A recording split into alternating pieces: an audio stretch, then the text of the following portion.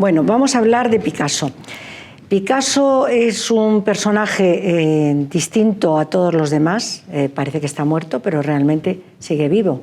Sigue muy vivo ahora mismo en el siglo XXI. En el siglo XXI, que el XX fue absolutamente de él, con lo cual nos debemos de sentir todos muy congratulados porque era español, y al ser español, pues para nosotros, para todos nosotros, la verdad es que es todo un éxito tener un pintor internacional tan importante como ha sido Picasso. Picasso nace en 1881 en Málaga, una madre María Picasso, porque el apellido le viene de la madre, María Picasso, una malagueña pequeñita que era muy movida, que parece ser que sacó los ojos de su madre, y su padre, un artista muy importante, porque la verdad es que era profesor, catedrático. De Málaga pasaron a Coruña, de Coruña a Barcelona, y le llamaban el inglés porque era rubio, alto. Entonces el contraste parece ser que era muy interesante para la gente que te cuentan en Málaga que los conocieron a los Ruiz Picasso, porque realmente él se llamaba Pablo Ruiz Picasso. Nació en la Plaza de la Merced, fue bautizado en una iglesia que hay al lado maravillosa, que yo siempre que voy a Málaga entro, que se llama la Iglesia de Santiago, y bueno, creció como todos los niños, muy feliz. Enseguida se trasladaron a La Coruña. Lo voy a hacer muy corto porque nos interesa la exposición y anécdotas pequeñas de la exposición. Llegan a La Coruña, donde el padre, como les digo, era uno de los principales profesores de dibujo, y después se trasladan a Barcelona. Y en Barcelona él ya empieza a ampliar sus conceptos. Se mete en Les Quatre Gats, que era un movimiento muy importante, donde están los grandes artistas catalanes, y ya rápidamente da el salto a París. Llega a París, y en París, bueno, pues se encuentra con un mundo totalmente diferente al de España. Lo pasa francamente mal, va y viene, y definitivamente en 1902 ya se instala allí. Ya allí empieza a hacerse amigos, como es lógico, sobre todo, bueno, se hace amigo de sus más íntimos amigos era Apollinaire, otros artistas que fue conviviendo con ellos, y conoce a una de sus primeras mujeres, que las vamos a dejar para nuestro apartado, que son 5 apartados, que consiste en la exposición, que es Fernando Olivier. Vamos a volver a nuestra exposición. Nuestra exposición, creo algunos la habrán visto, es una exposición que pertenece a coleccionistas catalanas que han tenido la generosidad de prestarla, y vamos a empezar por los pochoirs. Los pochoirs es una técnica que, bueno, vamos a ir pasando para que vayan viendo un poco. Bueno, pues aquí Pablo Picasso pues siempre ha sido un gran amante de las mujeres, y a una de sus primeras amantes, bueno, pues le contaba que ahora llegaremos al proceso de las Demoiselles d'Avignon, y en el caso de François Gillot le dice que él pinta las obras que le gustan, las obras que ama, y sobre todo, que es muy importante, es un pintor para mí que, igual que otros escriben, como él bien dice, libros, él hace su autobiografía pintada. Que luego llegaremos a esa parte, porque para mí es el primer youtuber, es el primero, porque van a ver cómo él va desarrollando absolutamente toda su vida a partir de sus fotos. Él demuestra todo lo que hace, todo lo que come. Vamos a llegar a la parte, para mí, más importante de la exposición, o por lo menos aquí me lo parece. Aquí está con François Gillot, que bueno, pues fue la madre de sus 2 hijos, de Claude y de Paloma Picasso. Es curiosa esta fotografía, tiene muchas anécdotas. Alguna de ellas vemos a ese Picasso ya, pues un señor de 70 y muchos años en ese momento, con la joven François Gillot, y detrás está su sobrino, Vilatot. Picasso tuvo 2 hermanas, una Concepción, y luego tuvo a Dolores, a Lola, que tuvo a este hijo que, bueno, pues pasaba los veranos con François Gillot, sus sobrinos, y Picasso. Y entonces estas fotos que hizo el gran Douglas Duncan son unas fotografías totalmente, como vemos, pues casi de instagramer, ¿no? Porque en esa época nadie se hace fotografías ni contrata un fotógrafo para luego exhibirse en los distintos libros, ¿no? Entonces, él ya se decanta pues, por hacer muchas fotografías, que además ha habido en el 19 una exposición en donde vemos al Picasso fotógrafo, que era muy desconocido, pero que era un gran fotógrafo, sobre todo se autofotografía y hacía otras fotografías de otros artistas. Entonces, bueno, en esta exposición lo que hemos querido es celebrar con la fundación que aquí presente, bueno, pues que creo que es muy importante, los 50 años de su muerte. Como aquí nos dice, indisolublemente está unido a la vida, su privacidad queda expuesta todo el tiempo, y aquí ya entramos a las obras de la exposición. Las obras de la exposición, lo primero vamos a empezar por los pochoirs. Los pochoirs es una técnica, como todos podemos ver, es una edición original de 1955, en donde hay 20 obras y van desde los principios, donde llega Picasso a París, hasta casi la década de los 50. En ese periodo, pues realmente el maestro malagueño pasa por todos esos ismos, que ahora los vamos a poder ir viendo por uno.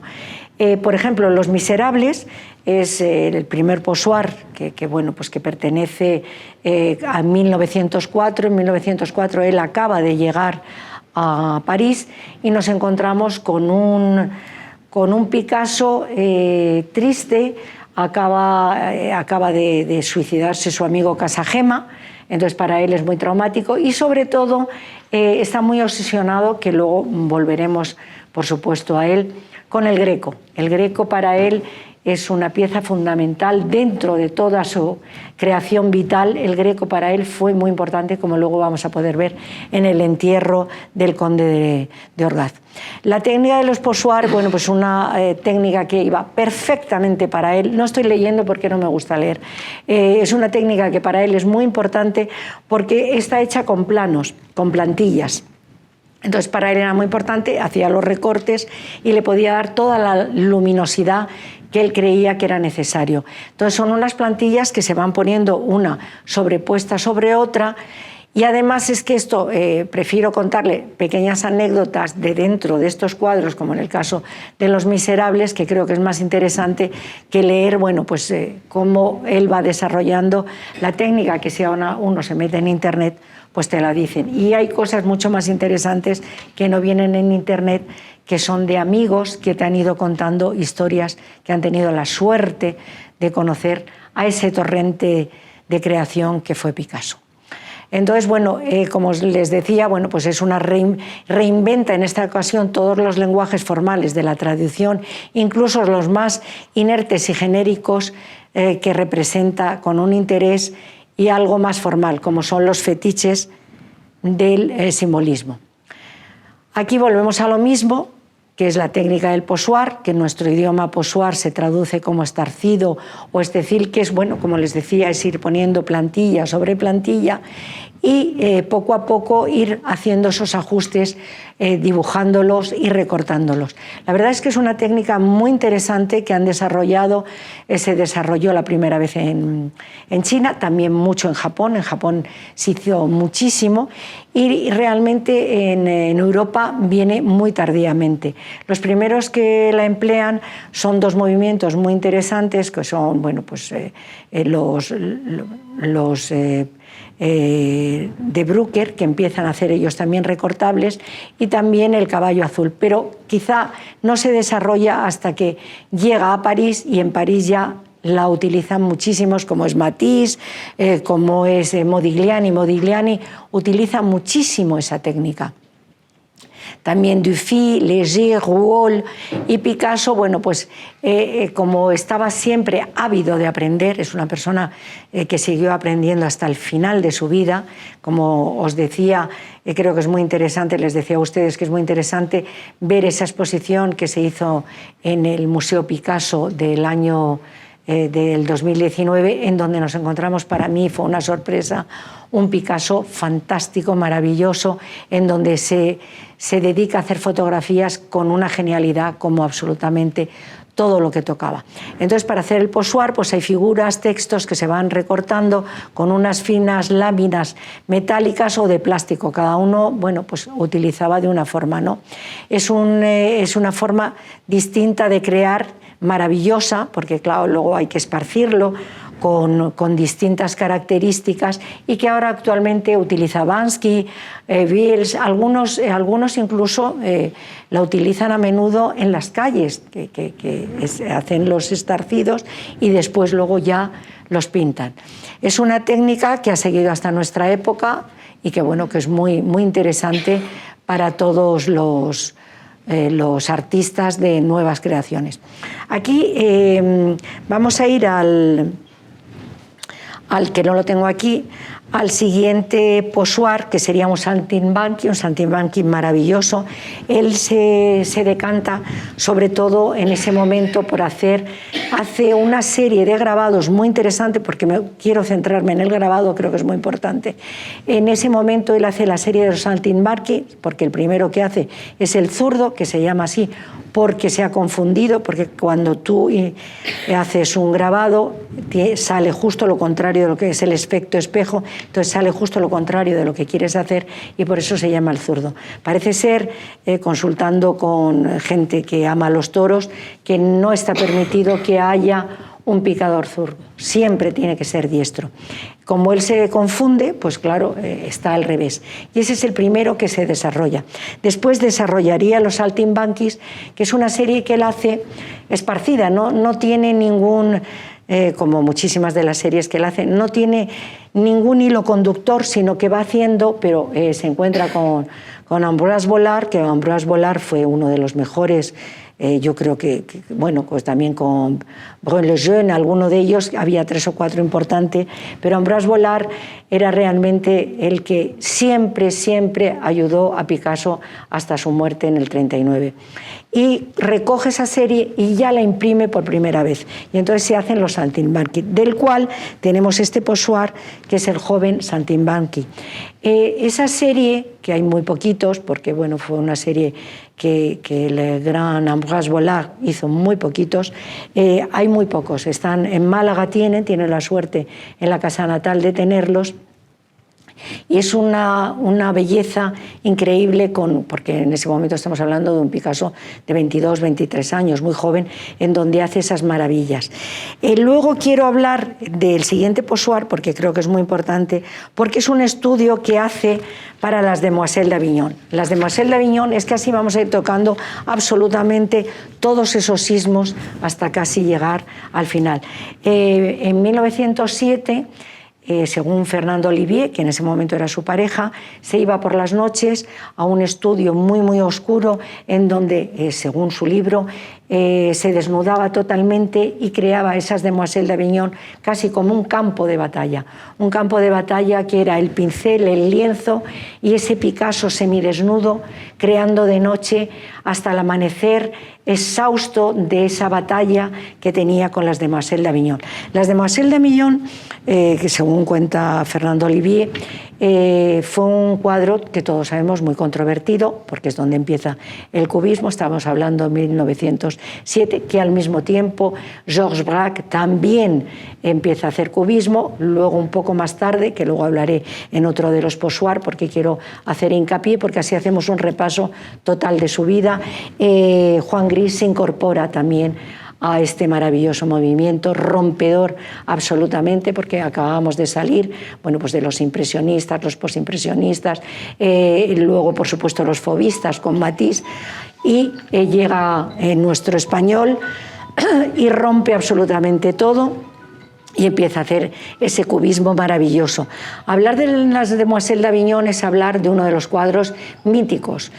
Si han estado en Nueva York, lo tienen allí, bueno, pues como un santo santorum, que es lógico porque hay que pensar que antes tenían en nuestro maravilloso Guernica, que vino a España, bueno, pues gracias a la democracia, gracias a la carta que él escribió, que pidió que por favor fuera al Prado, que no se le hizo caso, hago ese inciso, está en el Reina Sofía, él siempre quiso que estuviera en el Prado y creo que la voluntad de los muertos, para mí hay que concedérsela, ya que estás muerto, que lo has creado, y si pides Picasso pide el Prado, que además había sido el director del Museo del Prado en el año 36, nunca tomó posesión, pero fue el director del Museo del Prado y es donde debería de estar.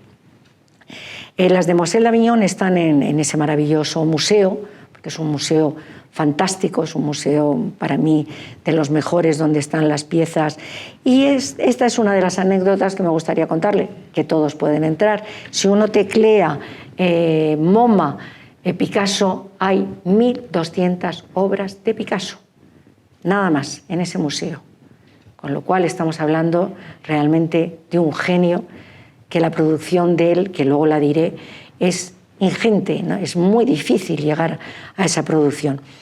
No quiero ahondar más.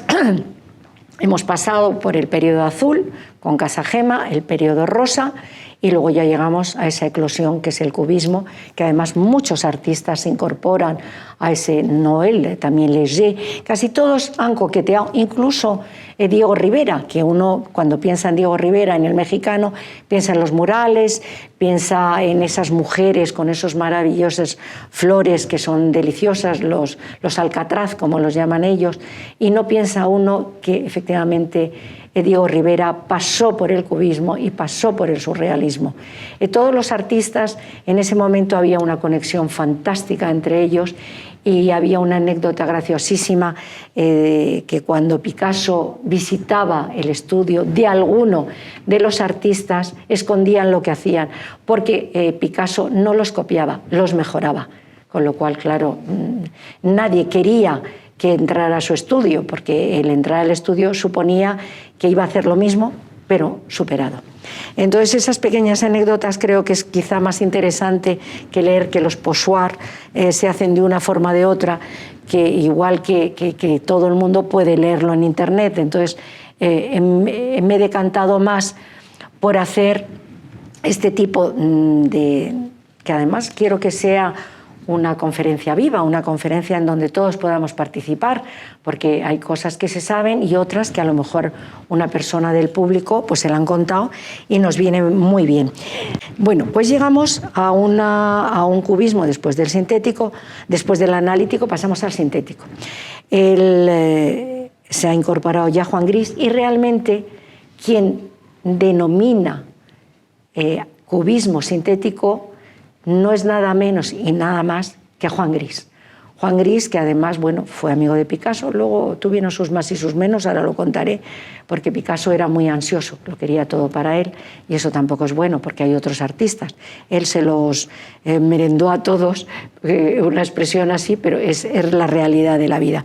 Entonces, aquí tenemos la suerte de tener Majoli, que luego quiero, cuando hablemos de las mujeres, hablar de todas esas mujeres, no de todas porque sería imposible, podríamos estar aquí 10 o 12 años hablando de ellas, pero bueno, en este caso Majoli era Eva Güell, que es una persona muy importante en su vida, porque muere muy joven, muere de cáncer, muere en 1915 y la relación empezó en el 11. Eva era la compañera, en ese momento era un ambiente muy libre, quizá más que ahora, en ese ámbito, no me refiero a la burguesía francesa, por Dios, pero sí en ese ámbito, y entonces ella era la pareja de Marcuse, un gran grabador y un gran artista. Eran amigos Picasso y, por supuesto, Fernand, y luego Majoli, llamada Eva Güell, y se huyó con Picasso. Luego, bueno, en el año 20 retoma otra vez ese mundo, bueno, pues mucho más arcaico, vuelve, que él siente en ese momento que se ha casado ya con Olga. Olga es una persona rusa, bailarina, pero de una gran familia, de esos rusos blancos que se llama, y entonces, bueno, pues es una persona muy educada que le hace vivir en un ambiente que él no le gusta, le hace ponerse corbata, le hace ser, bueno, pues un señor de la burguesía parisina, en donde él no se encuentra muy cómodo. Entonces pasan ahí unos años, nace su hijo Pablo, y él se siente como atrapado por esta mujer que lo que le gusta es vestir de Chanel y de estar en las grandes reuniones, y hace un periodo maravilloso que es ese periodo romano, ese periodo de le retour otra vez le retour a la realidad que él había abandonado con el cubismo sin dejar el cubismo. Y entonces ya ahí él se siente muy agobiado y no está a gusto. Y aquí volvemos a los arlequines de los años 24, vamos a hacerlo más rápido porque los Poussoir realmente nos hacen un recorrido por toda esa época. Y ya llegamos al año 32, ya está fatal. Conoce en el año 27 a María Teresa Walter, que es la madre de su hija Maya, que es una joven de 17 años, que la conoce además en unos almacenes, como pueden ser aquí el Corte Inglés, Lafayette, va con su mamá, con sus hermanas, viven en un extrarradio, no viven. Y entonces él le dice: me gustaría que tú me posaras, yo soy Picasso, ya era conocido, claro, ya estamos hablando de un Picasso muy conocido, yo soy Picasso y me gustaría mucho que me posaras, tienes una cara muy especial y para mí sería muy importante poderte pintar. Entonces la querida María Teresa accede y va a posar, y ahí ya empieza un romance increíble que está al mismo tiempo con Olga y con María Teresa, y nace esa hija Maya. Aquí vamos a hablar de los grabados porque estas posiciones de grabados y es de lo que hay que hablar. Como les decía, he hecho bastantes cosas ya con Ambroise Vollard, y entonces Ambroise Vollard le pide por favor que necesita que le haga una serie muy importante, que para mí es la serie más importante que ha hecho Picasso y quizá una de las más importantes a nivel artístico que se ha hecho mundialmente. Y es la Suite Vollard. La Suite Vollard, que ahora mismo está en Murcia, además está muy bien puesta. Es una serie fantástica, una serie maravillosa, en donde él recoge absolutamente lo que está viviendo en ese momento, que es ese amor apasionado con María Teresa Walter, y está dividida, hay 27 temas varios, luego está, que es la parte importante, que son 46, el pintor y la modelo, las violaciones, que son 5, luego están 3, porque él se siente en ese momento identificado con su admirado Rembrandt, Rembrandt, ¿quién no admira a Rembrandt? Y se conforman así, y 3 grabados que le hace a Ambroise Vollard. 3 cabezas maravillosas. Ya le había hecho varios retratos, pero aquí lo que hace son esas cabezas fantásticas que le dedica a este señor, amigo íntimo, su marchante, quien le apoya en la primera exposición que hizo en París, que además curiosamente estaba otro español, que era Iturrino. Entonces fue una amistad hasta la muerte de Ambroise Vollard, quizá la más importante que tuvo Picasso. En ese momento, claro, Picasso está en un mar de dudas, porque claro, 2 mujeres, una niña que nace, Pablo pequeño, entonces está totalmente enloquecido con su vida. Hacen un viaje a España con su hijo Pablo, Olga, Pablo y él, y bueno, pues viajan por Bilbao, por Madrid. Es la última vez que viene a España, que es en el año 34. Viene a España, recorren absolutamente Andalucía, es un viaje para él maravilloso, el único que nunca más volvió a España. Entonces, cuando llega, tiene la sorpresa de que María Teresa le dice que está esperando un hijo, ese hijo que es María Teresa. Ya claro, él se siente muy agobiado, ya no sabe qué hacer, entonces bueno, le pide el divorcio, la separación. Olga accede fatal, pero al final accede, se va en ese momento a vivir a la Californie, y bueno, ahí ya hace esas grandes esculturas, que ahí hay una anécdota triste pero muy bonita, y hace esa maravillosa mujer oferente que es una cabeza para mí de las más bonitas que ha hecho Picasso, la mujer oferente, que es María Teresa Walter, la que le posa. Casi todas, esa época es María Teresa Walter absolutamente el pintor y la modelo. Siempre es, además, el Minotauro que está dentro de las violaciones, y también el Minotauro ciego, que son 15, son Minotauro y Minotauro ciego, que son 3, también es María Teresa Walter. Además son bellísimas. Hay una para mí que es la más bella, que es ese Minotauro ciego, totalmente una plancha negra, y se ve a un señor mayor y una jovencita, que en ese caso era María Teresa Walter, que le va guiando porque ya está ciego, por eso se llama el Minotauro ciego. Entonces hay una ternura tan especial en ese grabado que cuando uno se pone delante de él, porque yo creo que el arte es para regocijarse, y si realmente no te gusta un artista, ni mirarlo.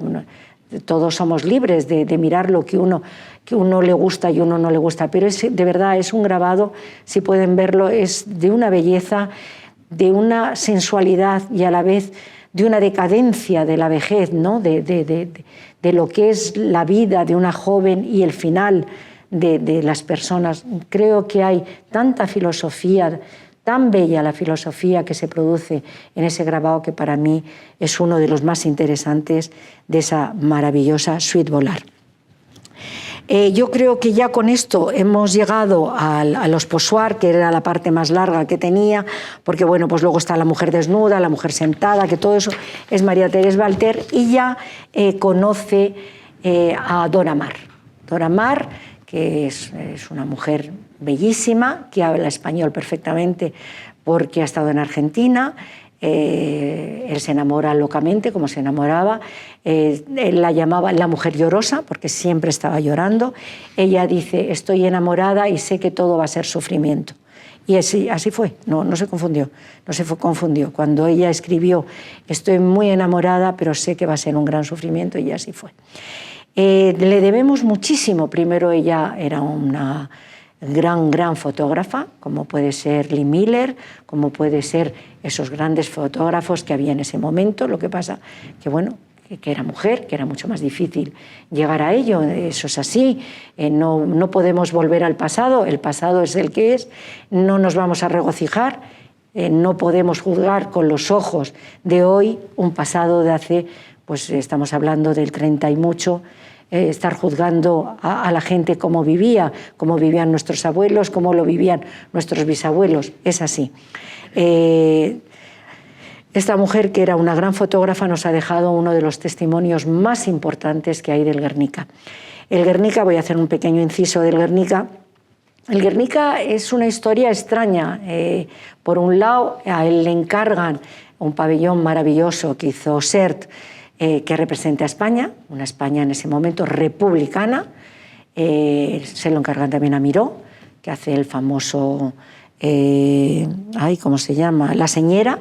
Entonces hay un momento, y el famoso Labrador, hay un momento en donde Picasso, según grandes expertos, tiene un lienzo inmenso en donde no pensaba hacer para nada el Guernica. Es más, estaba obsesionado en ese momento con el pintor y la modelo. Pero claro, ocurre este fenómeno, ve los periódicos y dice: bueno, pues tengo que hacer algo absolutamente del Guernica. Primero es mi país, primero la han bombardeado, entonces empieza a hacer ese Guernica. Ese Guernica que, curiosamente, cuando uno vuelve, porque yo creo que es muy importante ir y venir en las cosas, no se puede uno quedar solo con ese momento, sino que la historia está para eso, para revisarla hacia atrás. Creo que es lo más importante que puede hacer un ser humano. Bueno, los filósofos, sobre todo los estoicos, es lo que recomiendan, y yo estoy totalmente de acuerdo con los estoicos. Él ya había hecho, cuando uno ve la suite Volar, hay muchísimo de la suite Volar ya en lo que luego sería el Guernica. Esa obra maravillosa que, gracias a esa democracia, como antes decíamos, la podemos disfrutar todos en el Reina Sofía, y podemos disfrutar, que es donde quiero llegar, esa maravilla de fotografías que hizo esa gran fotógrafa que fue Dora Maar. Dora Maar, que ayudó muchísimo en la tensión emocional de ese gran lienzo en blanco y negro en donde vemos ese ojo que lo ve todo, ese ojo que, como decía Machado, ¿no?, es un ojo que vemos y que nos ve, y en el caso de Picasso ocurre lo mismo. Le miramos y nos mira.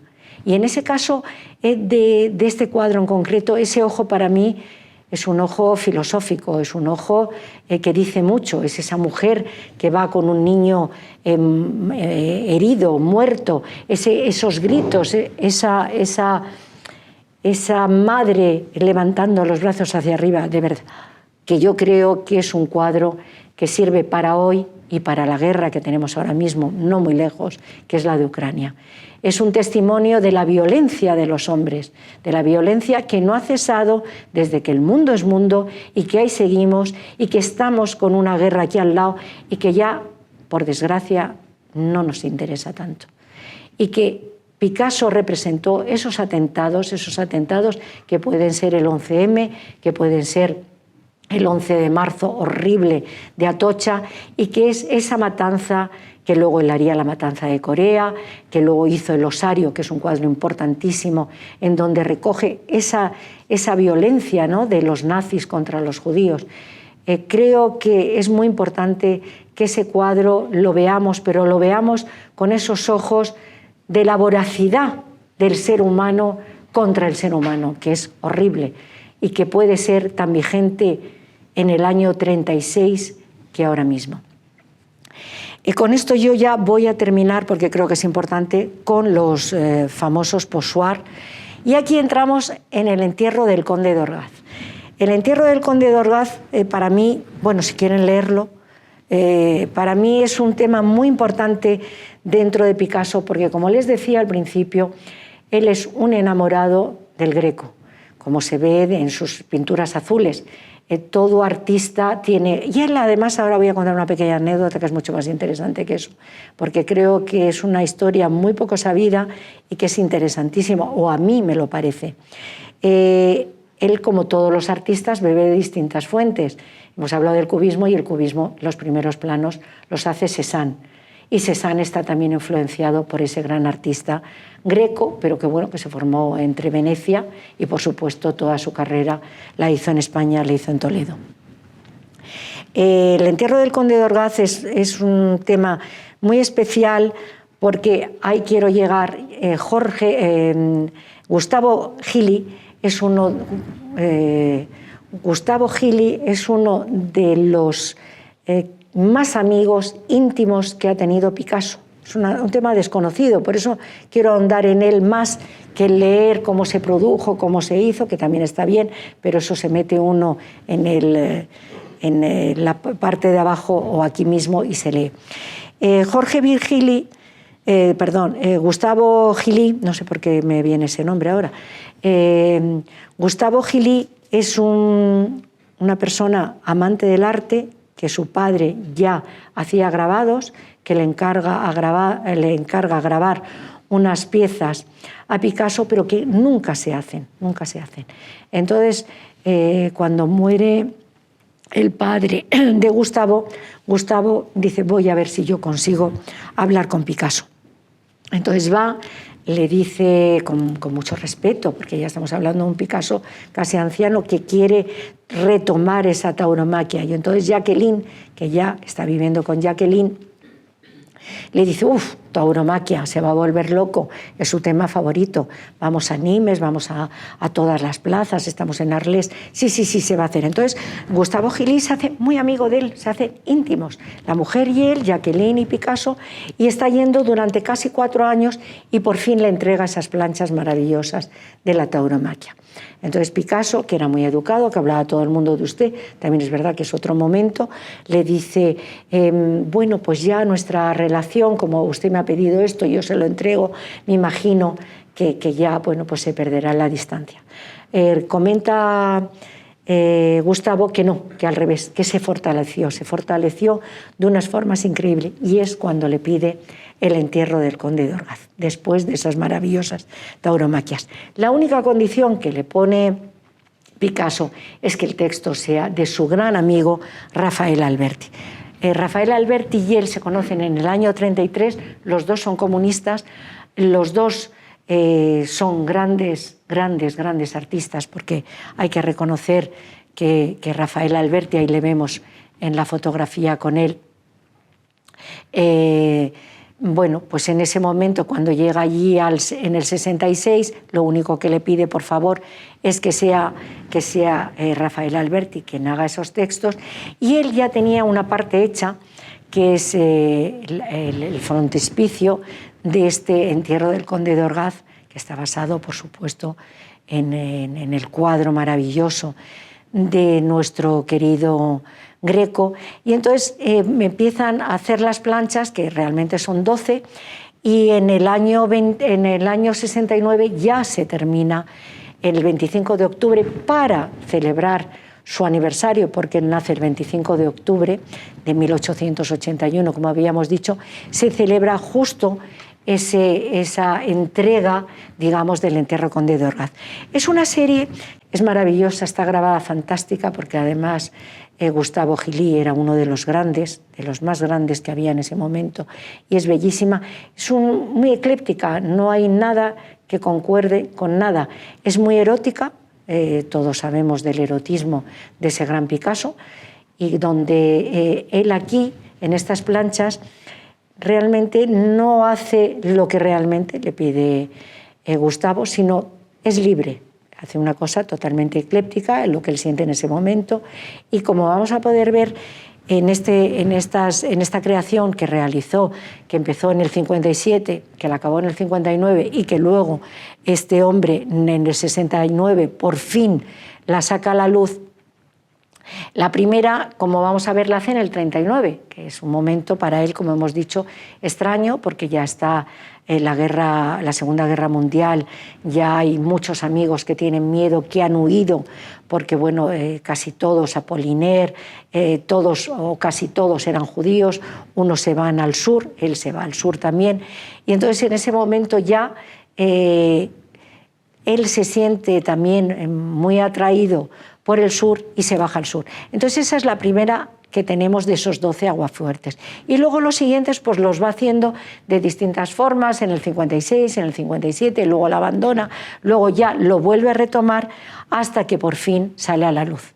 Y este es el Rafael Alberti, a su gran amigo de 1970, en donde esa amistad terminó con la muerte de Picasso. Como todos sabemos, bueno, pues es un delirio, ¿no? Aquí pone que Picasso, bueno, Alberti le hace, que es muy gracioso lo que dice de él, porque al final dice, bueno, tienes el rollo del mundo y realmente lo que haces eres el Pepelillo, el Manolete, el Gallo, todos, y tus pinceles, realmente eres el gran torero universal y habría que darte, bueno, pues el estoque, la pluma, todo lo que se le da, el rabo, hasta absolutamente todo lo que se le da a esos toreros, porque Rafael también era un gran exaltado de la tauromaquia. Ahora llegamos al Cavalier d'Ombre. Gustavo se hace muy amigo, como les he dicho, y entonces es de las pocas personas que puede ir a ese entierro. A ese entierro va su peluquero, que como todos sabemos es Arias, y él, su mujer y muy poca gente. Él muere, que además estamos conmemorando sus 50 aniversarios, él muere en Mougins, y llaman unos días antes que ya está muy mal, no se presentía, pero ya le habían dicho que estaba muy mal, entonces va allí Gustavo con su mujer, y llegan allí, y entonces, bueno, pues el luto normal, Jacqueline le pone una capa con unos entorchados, y esa es la mortaja que lleva. Eso ha sido Picasso, que no le ha gustado que lo contemos, no le ha gustado, pero como es real y lo cuenta una persona que estaba allí, se puede contar. Entonces le hacen su hábito mortuorio, que es una capa española, bueno, pues todos muy tristes, se puede uno imaginar, Jacqueline llorando, todos destrozados. Bueno, pues a las 5 de la mañana deciden irse porque Jacqueline dice que el sitio que a él más le gustaba era Auvernay.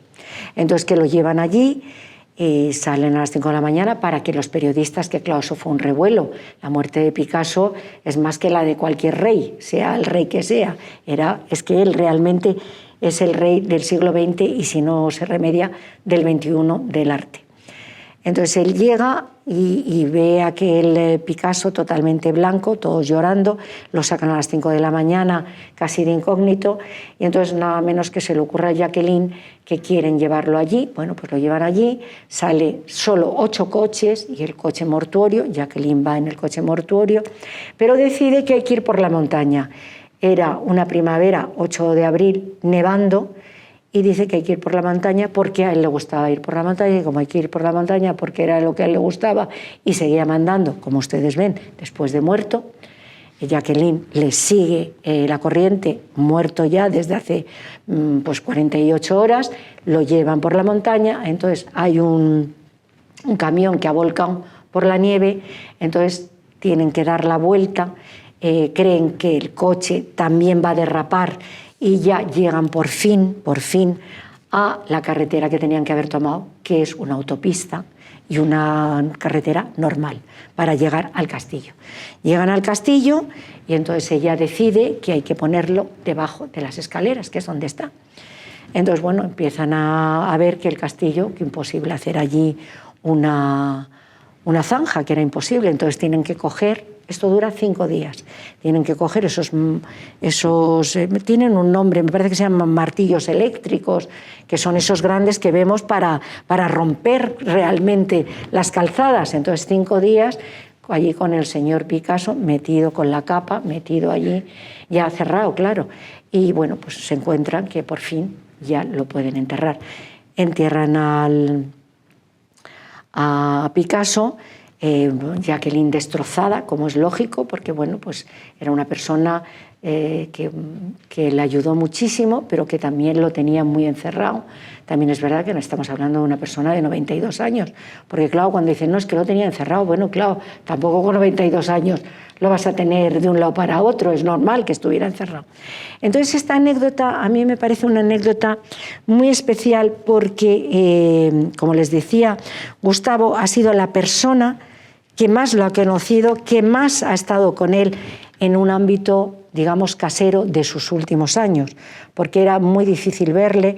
Incluso cuenta Gustavo que una vez le dice, me voy maestro, que no quiero molestarle. Dice, no, lo que me está molestando son todos estos que hay aquí, que me cuentan unas cosas que no me interesan. Con lo cual el carácter de Picasso, como podemos ver, era un carácter totalmente difícil. Esta anécdota creo que era muy importante porque no es una anécdota muy conocida y que te acerca más a esa muerte que hoy estamos conmemorando de esos 50 años de Picasso. Hay otra anécdota, como antes les decía, de esa mujer oferente, que es María Teresa Walter, y entonces está justo puesta encima de su tumba. Realmente ahí hay que decir que Jacqueline tuvo un detalle porque ella sabía perfectamente que era María Teresa Walter, porque era el momento en que él tuvo su hija, vivió con ella, aunque luego también estuvo con Dora Maar y con otras. Aquí Le Cavalier d'Ombre es una serie completa. Es muy importante la exposición, aparte de la conferencia, que son series completas, dificilísimas de encontrar. Yo tengo amigos que quieren encontrarlas y que es imposible pues encontrar efectivamente 1, 2, 3, pero las series completas no. Hablar de Le Cavalier d'Ombre pues es hablar pues de otra persona muy importante en la vida de Picasso, que fue esta joven, que pues le hizo unas preguntas cuando ya estaba en el colegio y que después se la volvió a encontrar, se la encontraría, me imagino, pues no lo sé dónde, porque él realmente ya estaba en el sur, bueno, pues iría para allá, no lo sé.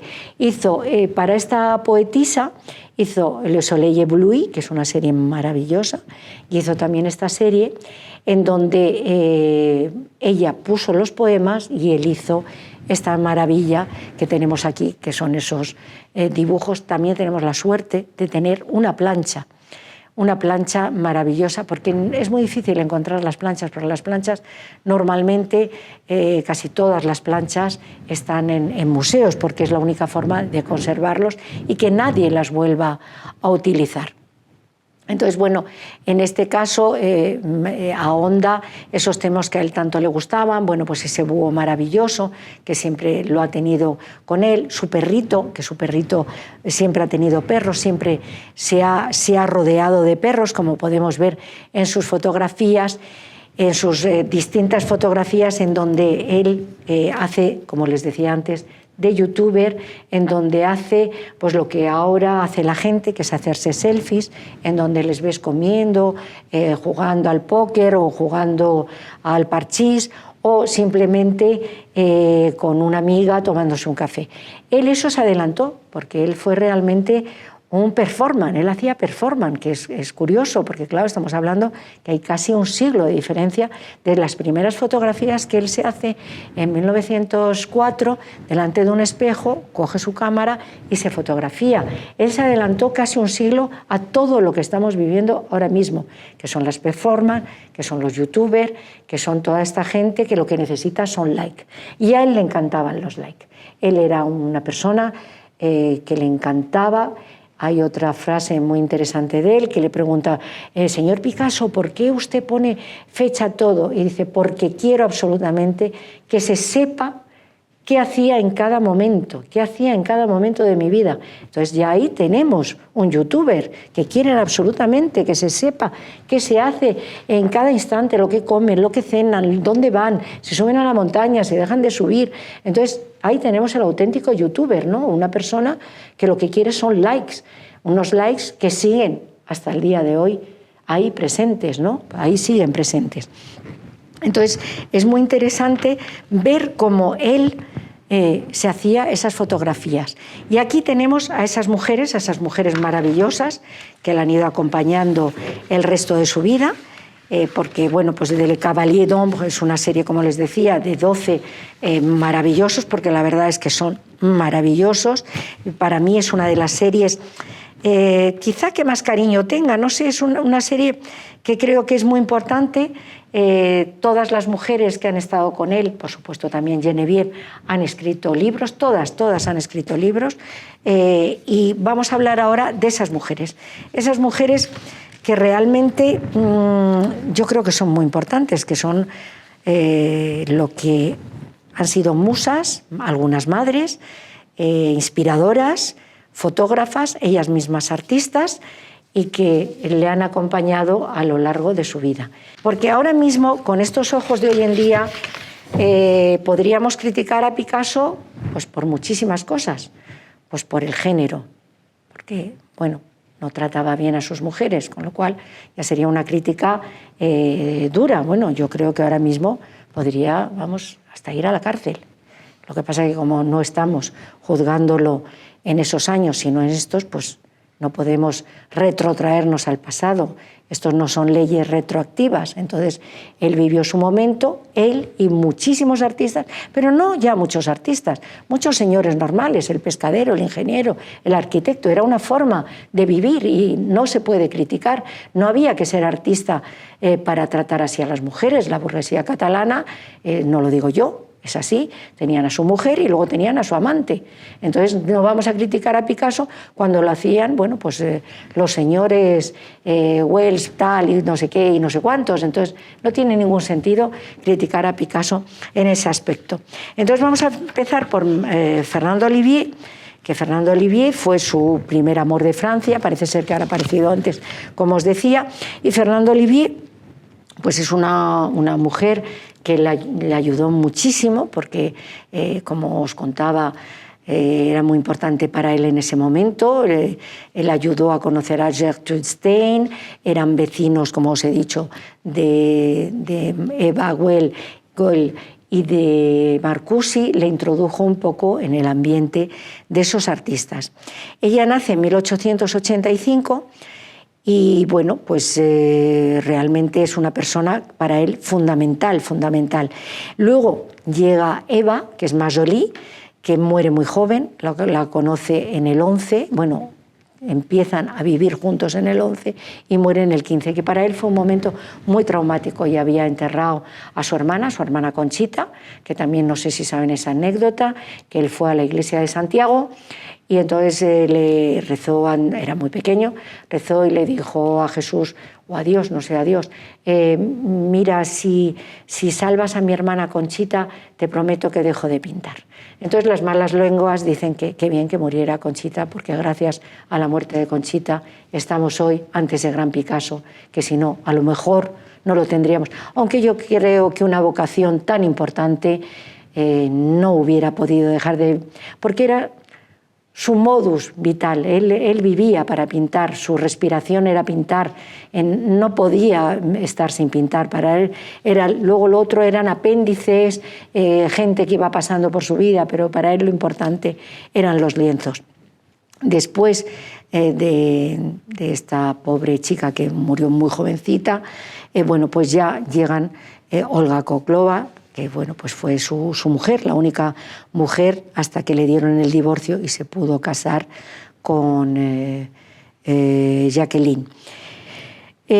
Olga nace en 1891 y bueno, pues es una persona que muere en 1955, que es muy importante para él porque le ha dado un hijo muy importante, un hijo que bueno, pues que para él, su hijo Pablo, su hijo Polo, como le llamaba, era muy importante.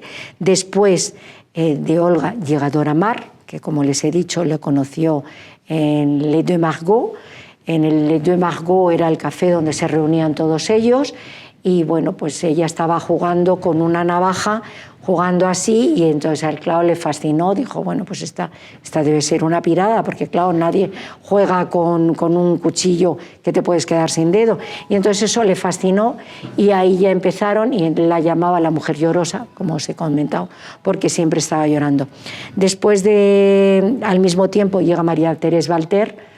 Un poquito antes llega María Thérèse Walter, en el 27, en donde es una chica, como os he comentado, muy joven, que le da una hija, luego llega Dora Maar, y después ya llega la única mujer que sigue viva y que la abandonó, que fue la madre que es Françoise Gillot.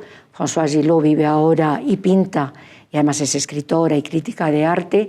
Vive en Nueva York, se volvió a casar con una persona estupenda, murió y ahora, bueno, pues una persona de 90 y muchos años, y él fue la madre de sus dos hijos, que también para él fueron muy importantes, tanto Claude como Paloma.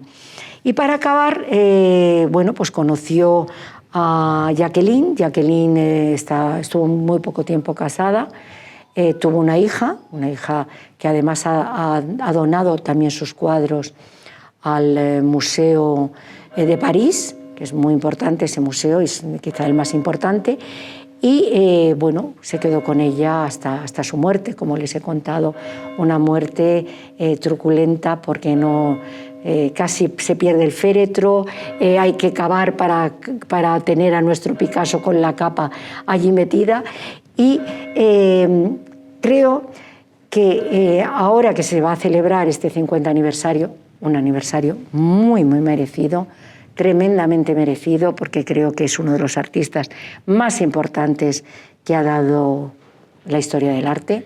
Te puede gustar, te puede no gustar, pero esa genialidad de cuando uno piensa que el Museo Picasso tiene 5.000 obras y 200.000, es que se dice, es como salvaje, 200.000 obras entre grabados, fotografías, esculturas, cerámicas, óleos, dibujos. Estamos realmente ante un torrente, es lo que dijo el presidente francés Georges Pompidou, estamos ante un volcán en erupción constante. Y yo creo que es realmente un volcán en erupción constante, porque todavía sigue estando vivo, muy vivo. Hay una frase que él dice que a mí me parece maravillosa, que no es de él, es de Nietzsche, que la verdad del arte nos dirime a todos un poco de ese diario tan terrible que tenemos, que ya hemos hablado de él. Yo por mí seguiría, yo no sé si he acabado o... ¿Terminamos? Pues perfecto, yo he estado feliz de estar con ustedes, espero que estas pequeñas anécdotas les haya acercado más a este gran genio, que como dijo ese gran presidente que fue Georges Pompidou, era un volcán en erupción que nos ha dejado obras maravillosas de las cuales nos tenemos que sentir muy felices, y que va a haber 44 exposiciones alrededor del mundo, y nosotros aquí en León, en esta maravillosa casa que es la Casa Botines, tenemos la suerte de participar con estos grabados únicos y a la vez especiales, porque él quiso que fueran especiales, como es Le Cavalier d'Ombre y como es, por supuesto, el entierro Conde de Orgaz, esas mujeres y esos maravillosos pochoirs en donde nos hace recrearnos maravillosamente en esa gran creación, en ese volcán que fue Pablo Picasso. Muchísimas gracias a todos.